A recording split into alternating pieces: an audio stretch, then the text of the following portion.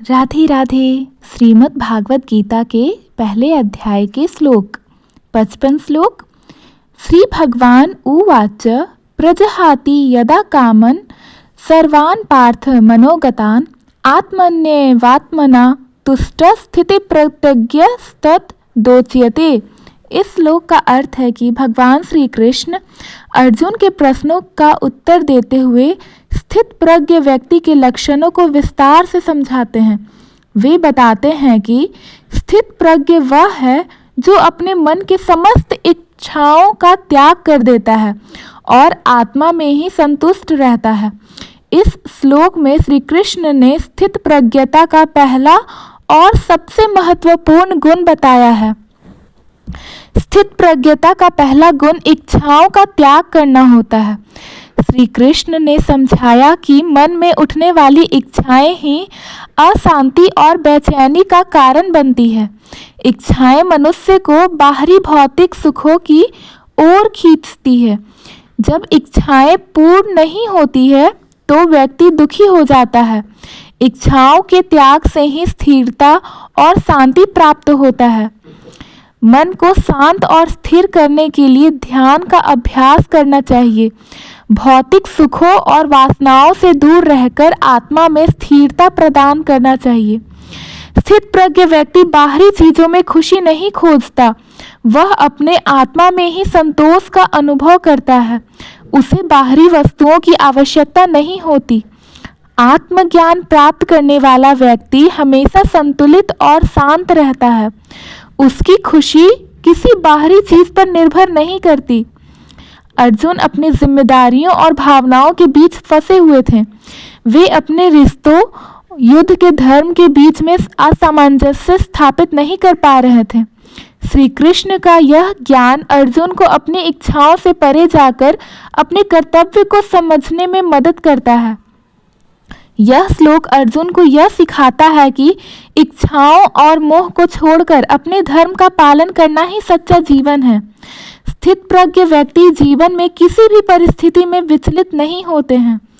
चाहे परिस्थिति अनुकूल हो या प्रतिकूल, वह सदा स्थिर रहते हैं। उसे ना किसी की प्रशंसा से खुशी होती है और ना ही किसी की आलोचना से दुख। स्थित प्रज्ञ व्यक्ति आत्मा की अनंत शांति में लीन रहता है।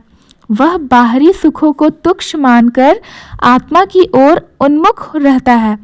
इच्छाओं को त्यागने से ही सच्ची शांति और आनंद प्राप्त होता है। इच्छाएं मनुष्य को भ्रम और दुख की ओर ले जाती हैं। आत्मा में स्थिर रहने से व्यक्ति किसी भी परिस्थिति में संतुलित रहता है। आत्मा ही सच्चा सुख का स्रोत है। भौतिक वस्तुओं से परे जाकर आत्मा को पहचानना ही जीवन का उद्देश्य है। स्थिर मन और संतुलित जीवन के लिए आत्मज्ञान आवश्यक है। 56वां श्लोक। दुख एन अवनुसिका मना सुखेसु विगत स्पृहा वितराग भय क्रोधा स्थित धीर मुदीर निरुच्यते। इस श्लोक का अर्थ है कि श्री कृष्ण अर्जुन को स्थित प्रज्ञ व्यक्ति के लक्षणों का वर्णन करते हुए बताते हैं कि स्थित प्रज्ञ वह है जो दुखों में विचलित नहीं होते, जो सुखों में आसक्ति नहीं रखते, जिसे राग, भय और क्रोध से मुक्ति मिल चुकी हो। स्थित प्रज्ञ व्यक्ति जीवन के दुखों में परेशान नहीं होते। वह समझते हैं कि दुख अस्थायी है। वह दुख को आत्मज्ञान और सहनशीलता का माध्यम मानते हैं। वह अपने मन को स्थिर रखते हैं और परिस्थिति का सामना करते हैं। सुख मिलने पर स्थित प्रज्ञ व्यक्ति में अहंकार या लोभ नहीं होता है। वह जानते हैं कि सुख भी अस्थायी है। वह बाहरी सुखों में नहीं फंसते, बल्कि आत्मा के आनंद में स्थित रहते हैं। राग का अर्थ है किसी चीज या व्यक्ति के प्रति अत्यधिक मोह। स्थित प्रज्ञ व्यक्ति राग से मुक्त होते हैं। वह हर व्यक्ति और वस्तु को समान दृष्टि से देखते हैं। उनका मोह केवल धर्म और आत्मा के प्रति होता है। भय का जन्म अज्ञान से होता है। स्थित प्रज्ञ व्यक्ति को किसी चीज का डर नहीं लगता। उसे मृत्यु का भय भी नहीं होता है। वह आत्मा को अमर समझते हैं। क्रोध का कारण इच्छाओं का अधूरा रह जाना होता है। स्थित प्रज्ञ व्यक्ति क्रोध से ऊपर उठ चुके होते हैं। वह हर परिस्थिति में शांति बनाए रखते हैं। उसका व्यवहार हमेशा संतुलित होता है। एक कहानी का उदाहरण, एक संत की परीक्षा। एक बार एक राजा ने एक संत की परीक्षा लेने का निश्चय किए। राजा ने संत को बुलाकर पहले अपमानित किया और उनकी आलोचना की। संत ने शांति और स्थिरता से सब कुछ सहन किए। फिर राजा ने संत को कई उपहार और स्वर्ण मुद्राएं भेंट की। संत ने बिना किसी लोभ के उन्हें अस्वीकार कर दिया। राजा ने संत से पूछा, आपने अपमान पर गुस्सा नहीं किया और उपहार पर खुशी नहीं जताई, ऐसा क्यों? संत ने उत्तर दिए, मैं अपने आत्मा में स्थिर हूं। न सुख मुझे हिला सकता है, ना ही दुख। अर्जुन को युद्ध में अपने प्रियजनों को खोने का डर था। श्री कृष्ण ने समझाया कि दुख और सुख में समता का भाव रखना ही श्रेष्ठ है। राग, भय और क्रोध को त्यागने से ही व्यक्ति अपने कर्तव्य का पालन कर सकते हैं। अर्जुन को राग, मोह, भय, परिणाम का डर और क्रोध, प्रतिशोध की भावना से मुक्त होकर धर्म का पालन करना था। सुख, दुख, राग, भय और क्रोध से ऊपर उठकर आत्मा में स्थित रहना ही सच्चा जीवन है। संतुलित मन ही व्यक्ति को सच्चे ज्ञान और शांति तक पहुंचाता है।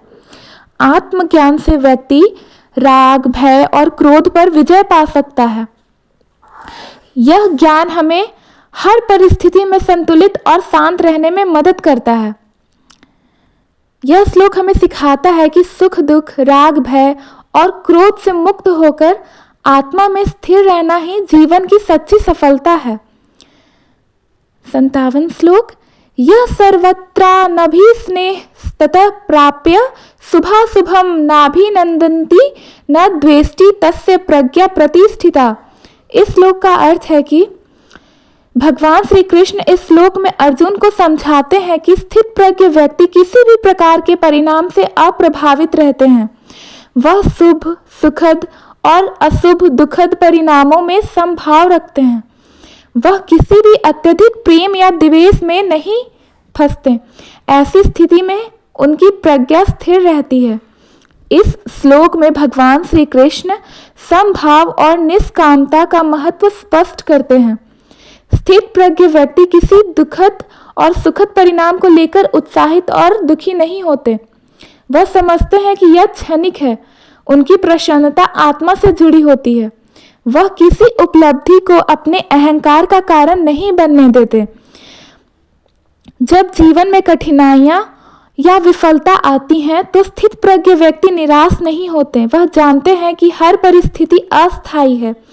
वह कठिनाइयों को आत्म विकास का अवसर मानते हैं। स्थित प्रज्ञ व्यक्ति किसी भी व्यक्ति या वस्तु से अत्यधिक स्नेह नहीं करते। उनका प्रेम निष्काम और निस्वार्थ होता है। वह मोह से परे होते हैं।